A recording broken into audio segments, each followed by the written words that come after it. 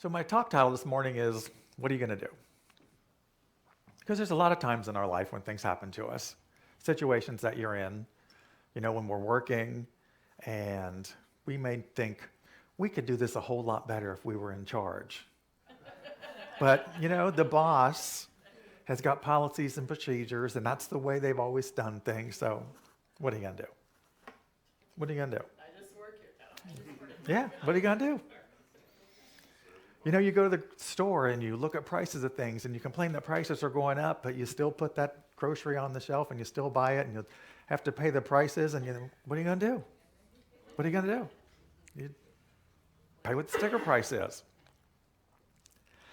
You may not like what's going on in politics. You might not like the laws and stuff that are passed, but that's things that happened in Tallahassee or in Washington, D.C., and these politicians are doing all these things and making these decisions and passing the laws and stuff, and then you think, well, what are you going to do? Well, what are you going to do? Yeah, vote. There you go. That's one thing you can do. Got 2 days. Vote. And now we're getting towards the holidays, too. We're going to have to go to Aunt Mary's for Thanksgiving, and she always makes those pasty potatoes, and the turkey's too dry, and her gravy's always salty, and, Uncle Henry's going to be there, and he might drink too much. But you know what? What are you going to do? It's family. What are you going to do? What are you going to do? Yeah, what are you going to do? Well, the problem with that sentence is that everyone's focused on what? What are you going to do? When the secret of the sentence is a little further down in the third word. What are you going to do? What are you going to do? And that's the focus I want to take this morning. That's the focus, because all like good ministers, we'll go back to the Bible and find out what that means and where we get guidance on what are you going to do. And I put the emphasis on what are you going to do, because when you go to the Christian scriptures and you look at the Gospels and the things that Jesus, our teacher and way shower, said, it's exactly what he says. And I go and look at his miracles, and there's a lot of miracles in the Bible, and there's some common themes that run through some of them. So here's a common theme in a lot of the miracles. There's a real short miracle where Jesus is in one of the temples, I believe, and a man comes to him with a withered hand. And Jesus does nothing other than tells the man, stretch out your hand. And he stretches out his hand, and it's healed. Jesus didn't do anything. The man did it. He stretched out his hand. And there's a whole month's worth of sermons right there, just in what is in you that may have withered, that you need to stretch out, that you need to do something about. There's another one where Jesus is simply in the boat with the apostles, and they're fishing because that was their livelihood, and they're not catching anything, and he does nothing other than say, cast your nets on the other side of the boat. And they do, and they haul in more fish than they can almost carry in the boat. And again, Jesus didn't do anything. They had to do it all. You do it. Put your nets over there instead of over there. Jesus didn't move their nets. They did it. There's another miracle where he spits in the mud and rubs it on a blind man's eyes and sends him down the river and says, wash it out. Go take care of it. You do it. And his sight's restored. And again, a whole bunch of sermons about what's in your eyes that you need to wash out so that you can see clearly. But you have to do it. You have to do it. And then there's a whole lot of them, those miracles, where he simply says, it's your faith has made you well. Your faith has cured you. Your faith has cured your manservant. He raises a little girl from everyone thinks she's died. And he said, no, she's simply sleeping. And without any further proclamation, he simply says, get up, little girl. And she gets up and walks and starts playing around the house. He tells her to do it. Because it was their faith, not his, their faith that made them well. They needed to do it with what they already had. We have to be an active participant in what's going on in the world. And why? Because creation, the world, wasn't created in one instant. It wasn't created a couple thousand years ago in 7 days. That's the story that was created in the Bible, merely because that was their limited understanding at the time. It was a story that made sense to them about where did we come from.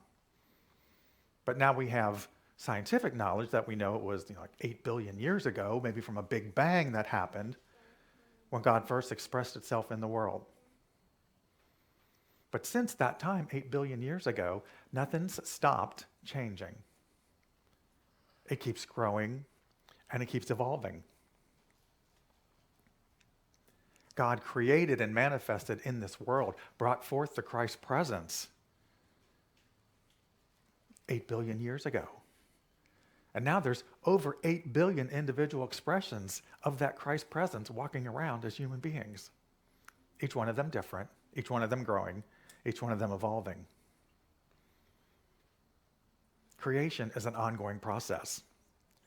There's a Franciscan theologian, John Duns Scotus, and he says this: Christ was the very first idea in the mind of God, and God has never stopped thinking, dreaming, and creating the Christ. That Christ presence that's within each and every one of us, in its own individualized expression, was the very first idea in the mind of God. And God has never stopped thinking, dreaming, and creating that Christ presence. Creation continually creates. It evolves through the power of our free will. That's why when Jesus says, you go do it, you have the free choice. Your free will comes into play. Are you going to do it or not? And what are you going to do? What are you going to do? Through that free will, we actually participate in the creation of the world. We, as expressions of God in this world, create in the ever-unfolding, evolving creation that is God. Think about that. Think about the power you have.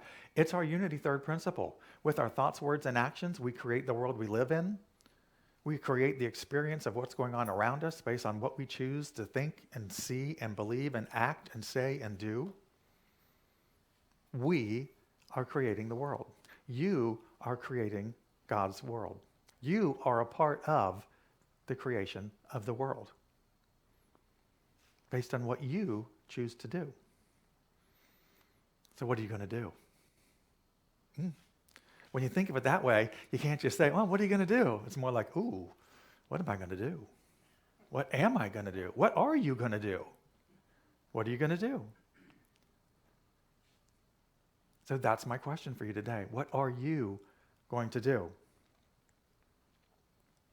What are you going to do to create your spiritual evolution?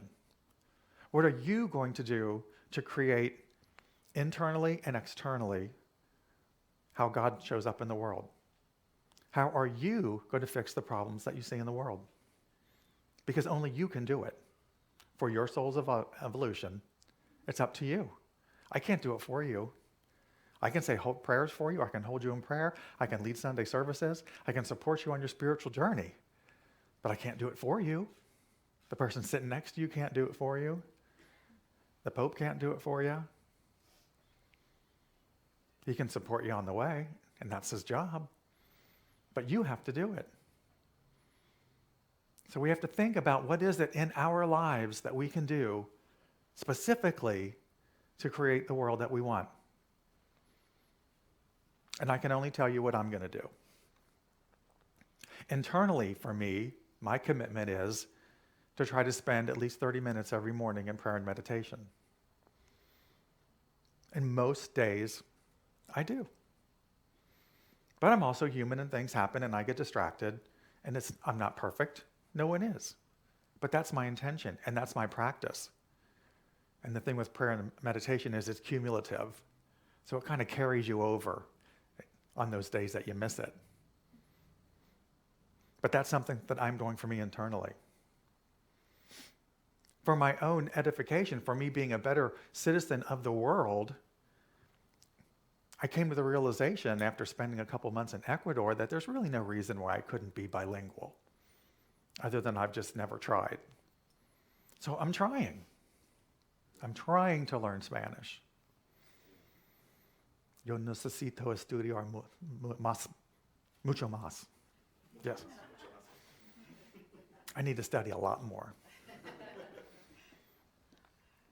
But that's what I'm doing for me. That's what I'm trying to do. I want to see differences in the world too. And I don't like the way that people treat the planet. So one thing I've made a commitment to, a couple years ago, was I try to pick up one piece of trash every day. One piece of litter, just one. That's all. I just have to pick up one. An average of one works out best. So every morning we go for a walk. And on our morning walk, I can usually find at least one piece of trash to pick up out of our neighborhood. A lot of times there's more. The morning after Halloween, I picked up a month's worth of candy wrappers. They were everywhere.